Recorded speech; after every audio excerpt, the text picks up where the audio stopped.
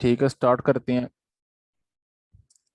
अभी जो हमारी फिजिकल क्लास हुई है उसके अंदर हमने चैप्टर 6 जो है उसको एंड किया है। डेडलॉक वाला जो चैप्टर था। चैप्टर 7 है। इस चैप्टर के अंदर भी कुछ मेन मेन टॉपिक्स हमारे सिलेबस में आए। यहाँ पे अगर आप आउटलाइन में देखें तो यहाँ पे memory management, swapping, contiguous memory location, segmentation और पेजिंग, ये हमारे पास मेन मेन टॉपिक हैं। मेमोरी मैनेजमेंट को हमने डिस्कस करना है, थोड़ी सी बेसिक रिक्वायरमेंट देख लेंगे, लेकिन ये सिलेबस में नहीं है। वैसे अंडरस्टैंडिंग के लिए हम देख लेंगे। फिर ये कंटिजियस और नॉन कंटिजियस मेमोरी लोकेशन, स्वैपिंग और फिर पेजिंग और सेगमेंटेशन, ये मेन मेन टॉपिक हैं। इनको हम देख लेते हैं। सबसे पहले मेमोरी मैनेजमेंट को समझने से पहले हम ये समझ लेते हैं कि मेमोरी इटसेल्फ क्या होती है। कंप्यूटर फील्ड के अंदर अगर हमारे पास कंप्यूटर की कोई भी बुक है और उसके अंदर हम वर्ड यूज कर रहे हैं मेमोरी, इसका मतलब है कि हमारे पास टेम्परेरी मेमोरी का जिक्र हो रहा है, मतलब रैम का जिक्र हो रहा है। मेमोरी को हमें मैनेज क्यों करना पड़ता है? क्योंकि हमारे पास मेमोरी लिमिटेड होती है। जब भी एक प्रोसेस सिस्टम में लोड होता है तो वो सबसे पहले हमारे पास जॉब पूल में आता है, और जॉब पूल से जब उसने रेडी क्यू में आना है, इसका मतलब है कि वो रैम में आ रहा है। रैम में आएगा तो वहां से सीपीयू उसको पिक करेगा, अदरवाइज और कोई पोजीशन में जहां से सीपीयू किसी प्रोसेस को पिक करेगा फॉर एग्जीक्यूशन। अब रैम जब एक प्रोसेस को हमने लोड किया तो अभी नेक्स्ट प्रोसेस को हमने लेकर आना है, तो रैम में से पहले वाले प्रोसेस को निकालेंगे तब नेक्स्ट प्रोसेस आ सकेगा। रैम इटसेल्फ उसके पास इतनी कैपेसिटी होती है कि वो मल्टीपल प्रोसेसेस को लोड कर सकती है। लेकिन अगर एक पॉइंट आए हम प्रोसेस को लोड करते जाएं करते जाएं करते जाएं, और एक टाइम आए कि हमारे पास मेमोरी ही फुल हो जाए, तो फिर हम नेक्स्ट प्रोसेस कैसे लोड करेंगे? फिर या तो हम सिस्टम को रीस्टार्ट करें, उसकी रैम एम्प्टी हो जाए और फिर हम नए सिरे से दोबारा प्रोसेस स्टार्ट करना शुरू कर दें। या फिर सेकंड ऑप्शन ये है कि हम मेमोरी को मैनेज करना स्टार्ट कर दें। वो इटसेल्फ मेमोरी मेंटेन हो रही होती है, मेमोरी मैनेज हो रही होती है। कि अगर एक प्रोसेस है उसने एग्जीक्यूट होना है तो वो जो मेरे पास जॉब पूल होता है वहां से रैम में आ रहा होता है। रैम से वो सीपीयू के पास गया, सीपीयू ने कुछ वर्किंग की, कुछ रिजल्ट निकाला, वो वापस रैम के पास भेजा, रैम ने उसको आउटपुट डिवाइस या फिर स्टोरेज डिवाइस तक पहुंचा दिया। उसके बाद वो प्रोसेस सीपीयू उस रैम से निकल जाएगा, वो रैम में नहीं पड़ा रहेगा। रैम से निकलने का पर्पज क्या होगा कि ताकि कोई और प्रोसेस उस जगह पे हम लोड कर सकें। तो ये सारी वर्किंग है, इस सारी वर्किंग को हम कहते हैं मेमोरी मैनेजमेंट। फॉर एग्जांपल हमारे पास कंप्यूटर लैब है। कंप्यूटर लैब के अंदर एक क्लास हो रही है, फॉर एग्जांपल BSIT 4 की क्लास हो रही है। अब वो क्लास का टाइम एंड हो गया तो अगर वो क्लास जाएगी नहीं तो नेक्स्ट क्लास वहाँ पे कैसे आके क्लास अपनी कंडक्ट कर सकेगी? अगर वो वहाँ पे फॉर एग्जांपल पहले वाले बच्चे भी बैठे हों और ऊपर से एक और क्लास भी आके बैठ जाए तो वहाँ पे फिर वो मिक्सअप ही हो जाएगा सारा। तो यहाँ पे लैब की एग्जांपल बन जाती है रैम, और जो ऊपर से क्लासेस कंडक्ट हो रही हैं वो आपके पास बन जाएंगे प्रोसेस।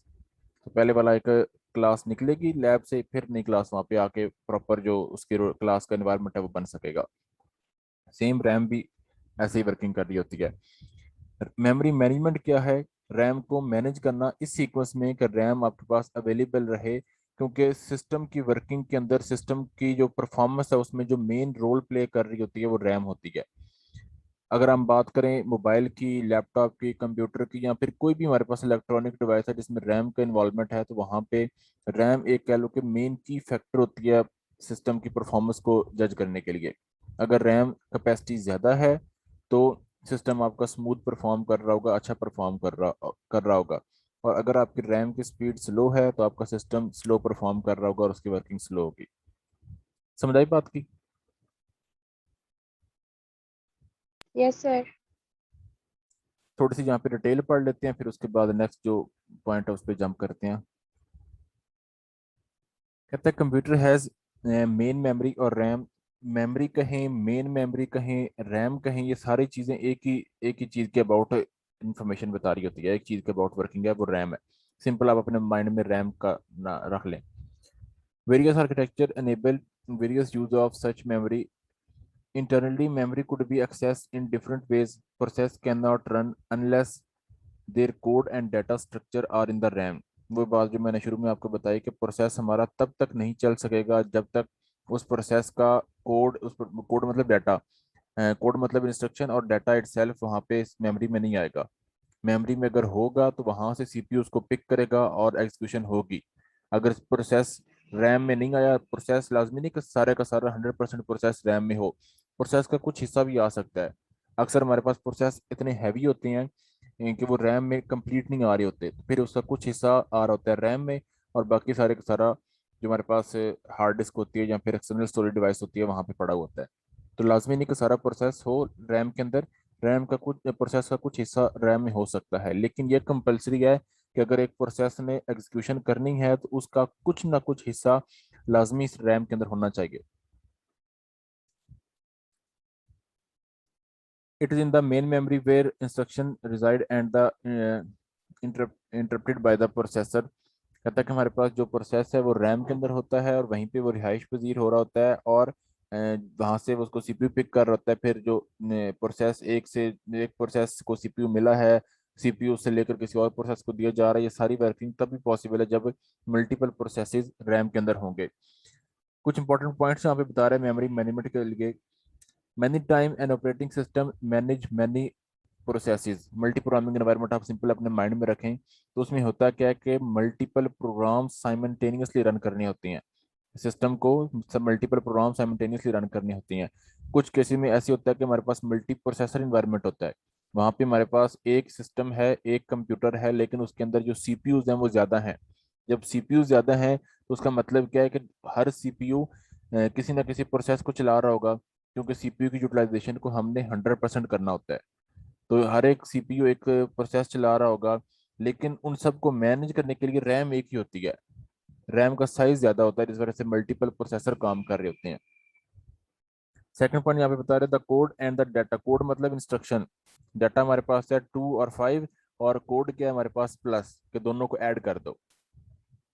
कोड मतलब सिंपल कर लो इंस्ट्रक्शंस।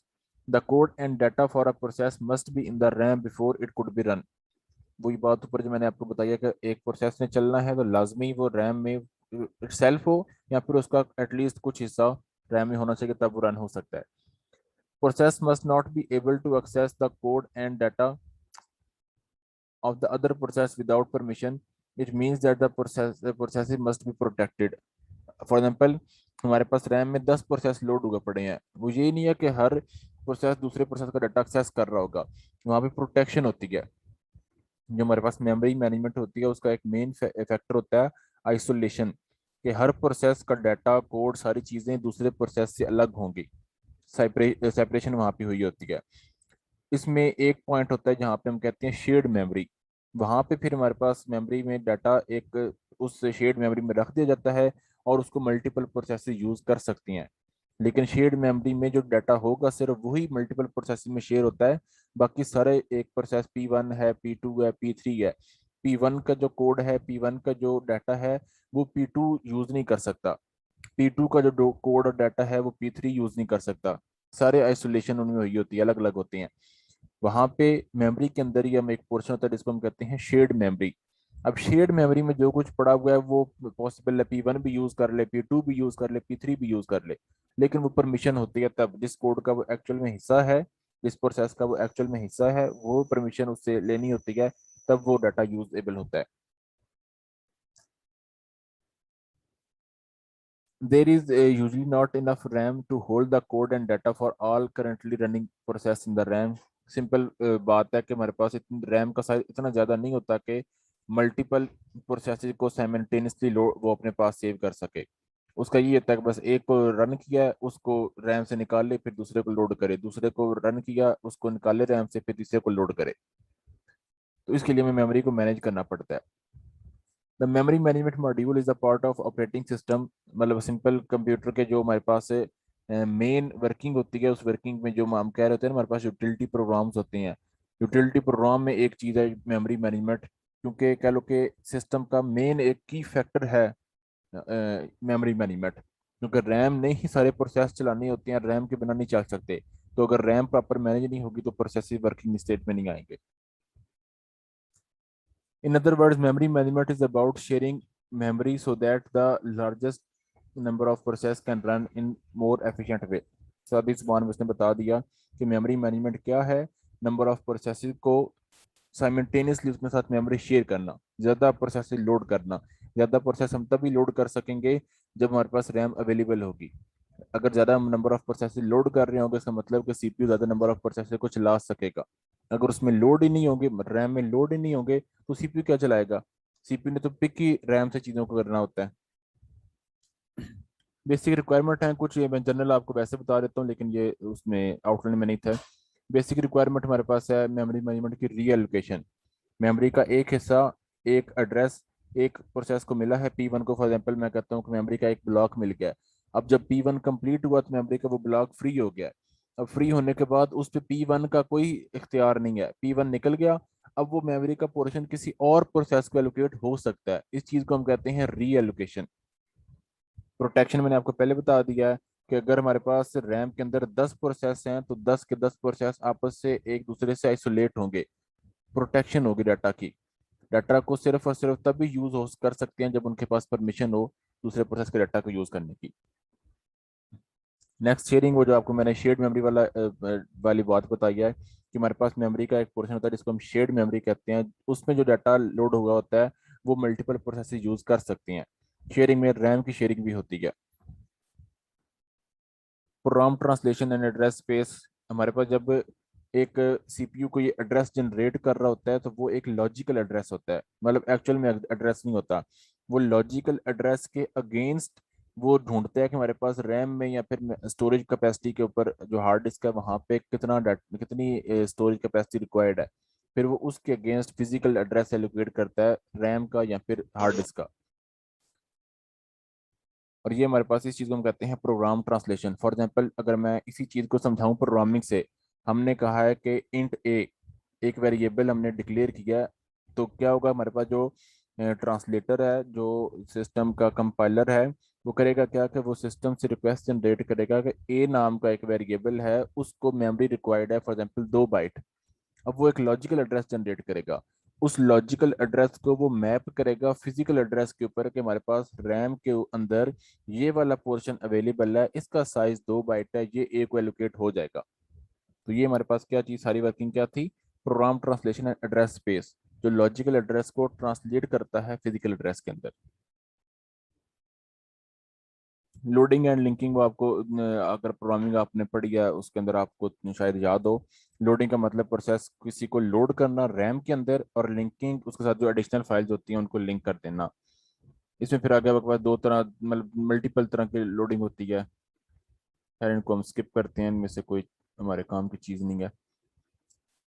नेक्स्ट हमारा जो मेन पॉइंट है वो है कंटीजियस में and non contiguous storage allocation. Contiguous का मतलब कॉन्टिन्यूस, एक के बाद दूसरा, दूसरे के बाद तीसरा, तीसरे के बाद चौथा मेमोरी का ब्लॉक इकट्ठा अगर एक प्रोसेस को एलोकेट हो रहा है तो उसको हम कहते हैं कॉन्टीजियस मेमोरी एलोकेशन। जिस तरह अरे वाली एग्जांपल अगर आप माइंड में रखें, अरे में क्या होता है कि जीरोथ ब्लॉक है, फिर फर्स्ट ब्लॉक है, फिर सेकंड ब्लॉक है, third block and so on. सारे मेमोरी के जो एड्रेसेस मिले हुए हैं वो एक दूसरे के साथ हैं। इस चीज़ को हम कहते हैं कंटीजियस मेमोरी लोकेशन। और नॉन कंटीजियस, जब फॉर एग्जांपल मेमोरी में 1 MB हमें रिक्वायर्ड है, मेमोरी का साइज 1 MB है, 1 MB अवेलेबल है, लेकिन वो इकट्ठी नहीं है। 200 KB एक जगह पे है, 300 KB एक जगह पे है, 500 KB एक जगह पे है, सबको मिलाकर 1 MB बना दिया और एक प्रोसेस को एलोकेट कर दिया। फिर वहां पे वो लिंक लिस्ट वाला काम होता है कि एक जो 200 MB वाली 200 KB वाली जो मेमोरी का पोर्शन है उसके साथ लिंक कर देना है कि इसके बाद वाला डाटा मेमोरी के किस पोर्शन पे पड़ा हुआ है। फिर इससे आगे ये चीज होती है नॉन कंटीजियस। फॉर एग्जाम्पल हम कहते हैं कि BSIT के 15 लोग हैं, एक एग्जामिनेशन हॉल है, उसमें पेपर देना है। अगर 15 के 15 लोगों को इकट्ठे बिठा दिया है, एक सीक्वेंस में बिठा दिया, रोल नंबर वाइज बिठा दिया है, पहली 15 जो चेयर थी उसके ऊपर, तो ये हमारे पास क्या है, कॉन्टीजियस। लेकिन BSIT के स्टूडेंट लेट आए हैं क्लास में, पेपर एग्जामिनेशन हॉल में लेट आए हैं, पेपर कंडक्ट करना है, दो सीट स्टार्ट में खाली थी, उधर 2 बच्चों को बिठा दिया, फिर 10 बच्चे अंदर किसी और क्लास के थे, लास्ट में फिर 10 चेयर खाली थी, वहां पे 10 बच्चों को बिठा दिया, फिर 3 बच्चे और बच गए, उनको किसी और जगह पे बिठा दिया। तो ये नॉन कंटेजियस। आई समझ बात?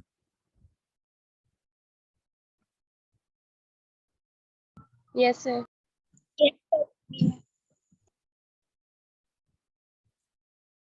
वो यहाँ पे उसने थोड़ी सी बहुत डिटेल बताई है कि जो हमारे पास अर्ली सिस्टम थे, जो शुरू शुरू में सिस्टम आए थे, वो वर्किंग ऐसे करते थे कि अगर हमारे पास कंटीजियस मेमोरी एलोकेशन होगी तब वो काम करते थे। अगर कंटीजियस मेमोरी अवेलेबल नहीं है तो वो वेट कर रहे होते थे जब कंटिन्यूस मेमोरी अवेलेबल हो और वो उनको एलोकेट हो, फिर वो काम करें। लेकिन मॉडर्न जो सिस्टम आए हैं वो कहते हैं कि हमें बस मेमोरी जितनी रिक्वायर्ड है वो मेमोरी मिल जाए, हमें 2 बाइट मेमोरी रिक्वायर्ड है वो 2 बाइट मिल जाए, चाहे हमारे पास 20 टुकड़ों में डिवाइड होकर मिल जाए, लेकिन मिले सही 2 बाइट। जो मॉडर्न सिस्टम है वो फिर इस लिहाज से काम कर रहे होते हैं। नेक्स्ट मेन पॉइंट है स्वैपिंग। स्वैपिंग बिल्कुल सिंपल सी बात है। हमारे पास एक प्रोसेस रैम में लोड हुआ हुआ है, किसी पॉइंट पे जाके वो प्रोसेस फिनिश हुआ है, वो प्रोसेस हमने प्रिंट कर दिया है, वो प्रोसेस किसी भी वजह से हमने रैम से निकाला है, और उसी लोकेशन के ऊपर या फिर रैम मेमोरी के अंदर हमने एक और प्रोसेस को लोड कर दिया। ये जो हमारे पास वर्किंग होती है ये मेमोरी मैनेजमेंट के एक चीज के अंदर आ होती है। स्वैपिंग हमारे पास क्या चीज है, स्वैपिंग से थोड़ी सी हटकर बात है। स्वैपिंग का मतलब क्या है कि हमारे पास फॉर एग्जांपल मैं कहता हूँ कि एक फाइल है, उसका साइज है 1 MB। अब 1 MB का साइज था, और उस लेकिन जो रैम थी वो इतनी अवेलेबल नहीं थी। रैम थी फॉर एग्जांपल 500 KB अवेलेबल थी, खाली जो रैम पड़ी हुई थी वो 500 KB थी। तो हमने क्या कर दिया, उस फाइल को 2 हिस्सों में फॉर एग्जाम्पल डिवाइड कर दिया। 500 KB फाइल को उठाया, उसको रैम में लोड कर लिया। उस 500 KB से जो हमने वर्किंग करवानी थी वो हमने करवा ली। करवाने के बाद हमने उस 500 KB को उठाकर वापस हार्ड डिस्क में रख दिया, और जो नेक्स्ट 500 KB थे उनको उठाकर रैम में लेकर आ गए। इस चीज को हम कह रहे हैं कि ये हमारे पास स्वैपिंग है, एक प्रोसेस के कुछ हिस्से को हार्ड डिस्क से उठाना और रैम में लाना, ये इसको हम कहते हैं स्वैप इन। और जो हमारे पास डाटा हम रैम के अंदर प्रोसेस कर चुके हैं उसको उठाकर वापस हार्ड डिस्क तक लेके जाना, इसको हम कहते हैं स्वैप आउट। ये वॉलंटियरली भी हो सकता है और बाय फोर्स भी हो सकता है। मतलब 500 KB की जो जरूरत थी वो हमने इस्तेमाल कर लिया, उसको इस्तेमाल करने के बाद उसकी जरूरत नहीं रही, उसको मेमोरी से उठाया, उसको हार्ड डिस्क पे वापस रख दिया, फिर उससे नेक्स्ट जो पोर्शन है उसको उठा लिया। थोड़ी सी डिटेल यहाँ पे पढ़ लेते हैं, फिर आपको मजीद समझ आ जाएगी। A process cannot be executed in CPU unless it is completely or partially in the memory। शुरू में ये बात हमने डिस्कस कर लिया है कि अगर एक प्रोसेस ने चलना है या तो वो कम्प्लीटली रैम में होगा, या फिर उसका एटलीस्ट कुछ हिस्सा रैम में लाजमी होना चाहिए ताकि वो अपनी वर्किंग कंप्लीट कर सके। A process is not executing if a process can be completely swapped out of the memory to the backing storage. Backing storage मतलब हार्ड डिस्क की बात कर रहा है। कहता है कि एक प्रोसेस को सीपीयू नहीं चला सकता अगर उस सारे को उठाकर हम हार्ड डिस्क पे रख दें, उसका कुछ ना कुछ हिस्सा लाजमी रैम में होना चाहिए, तब वो चलने के स्टेट में आ सकता है। It can be then be swapped into the memory when it is needed to be executed। Swapping is a memory management technique that swap a process into the memory to execute it and then swap it out to the backing storage when required। जब जरूरत है उस time data उठाकर memory में ले आना, और जब जरूरत खत्म हो जाए उस टाइम डाटा को उठाकर वापस हार्ड डिस्क तक पहुंचा देना, इस सारी वर्किंग को हम कहते हैं स्वैपिंग। समझाई बात की?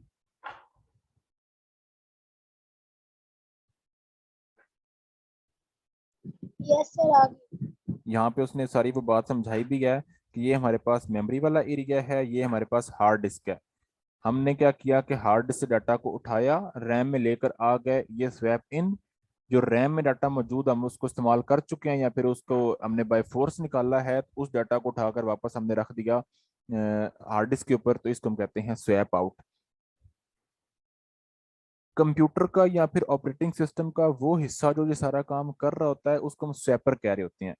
The swapping is done by the swapper. Suppose that a dispatcher, dispatcher हमारे पास सिस्टम का वो हिस्सा होता है जो वर्किंग को डिस्पैच कर रहा होता है कि RAM RAM 2 GB 2 MB required है, ये रैम मिल जाएगी। ये रिसोर्स रिक्वायर्ड है, हाँ जी ये रिसोर्स एलोकेट हो जाएगा। डिस्पैचर हमारे पास सिस्टम का वो हिस्सा जो किसी प्रोसेस को चीजें एलोकेट कर रहा होता है, रिसोर्सेज एलोकेट कर रहा होता है, डाटा पहुंचा रहा होता है सारी, मतलब कि उसका कह लो कि उसका सुपरवाइजर कह लो सिंपल वर्ड्स के अंदर। Suppose that a dispatcher tries to load a process into the CPU and find that it is not currently in the memory। It will call the swapper to swap the process back into the memory। मतलब कि CPU ने एक process को चला रहा था, लेकिन उसके पास डाटा वो कुछ हद तक मेमोरी में था, लेकिन जिसके ऊपर वर्किंग करनी थी वो कंप्लीट डाटा नहीं था। तो सीपीयू क्या कमांड जनरेट करेगा डिस्पैचर के थ्रू कि उस डाटा को हार्ड डिस्क से उठाकर रैम में लोड किया जाए ताकि वो सीपीयू के पास जाए और सीपीयू उसके ऊपर वर्किंग परफॉर्म कर सके। बेनिफिट्स क्या है स्वैपिंग के, सिंपल से जहां से भी आपको शायद समझ आ गई हो बेनिफिट्स इसके क्या हैं। मेमोरी मैनेजमेंट, मेमोरी की यूटिलाइजेशन ज्यादा हो रही होती है। बाकी हम यहाँ से देख लेते हैं। It allows high degree of multi programming. अगर हम स्वैपिंग करें तो स्वैपिंग से हमारे पास मल्टी प्रोग्रामिंग की जो वर्किंग है वो ज्यादा हो रही है। High degree of multi programming का मतलब है कि मल्टी प्रोग्रामिंग ज्यादा एफिशिएंटली या फिर ज्यादा बड़े पैमाने पे हो सकती है। It allows dynamic reallocation. It means that the process can be swap in different location if the address binding is performed at the execution time।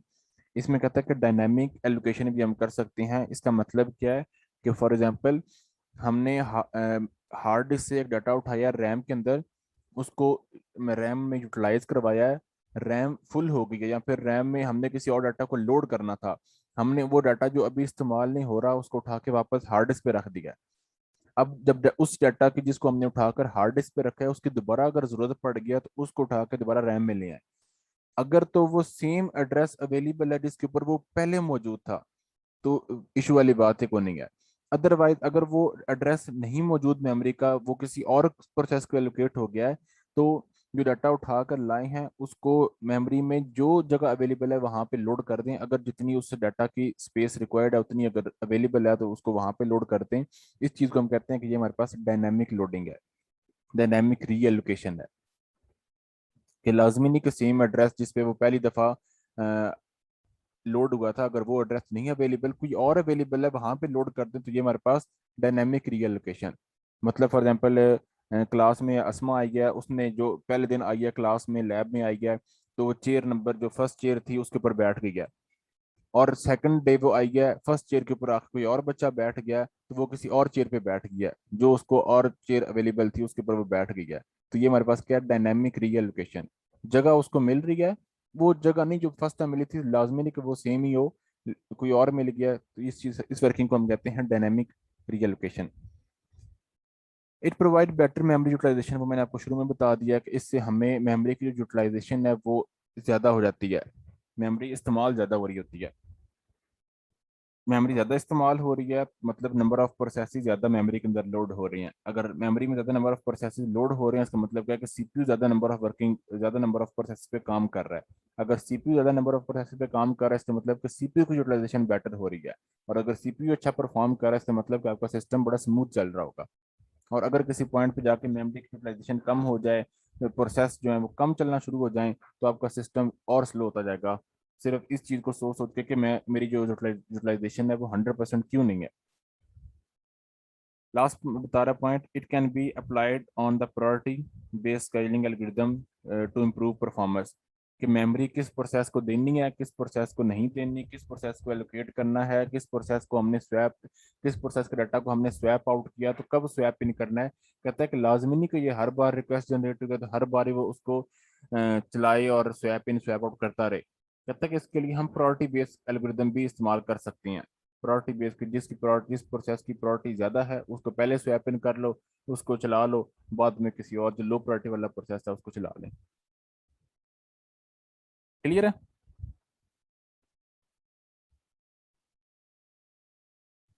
Yes sir clear है। अच्छा, इसमें नेक्स्ट था मेमोरी मैनेजमेंट भी हो गया, swapping भी हो गया, कंटीजियस मेमोरी लोकेशन भी होगा, सेगमेंटेशन और पेजिंग। किधर गया, इसी में था, ये पेजिंग आ गया। और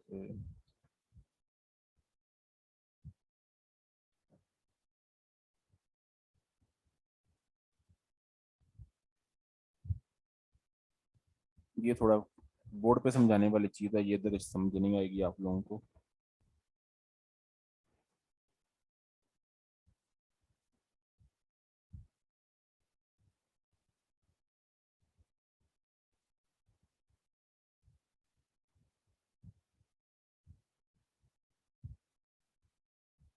ये दोनों जो पॉइंट्स हैं ये समझाने वाले हैं, बोर्ड पे समझाने वाले हैं।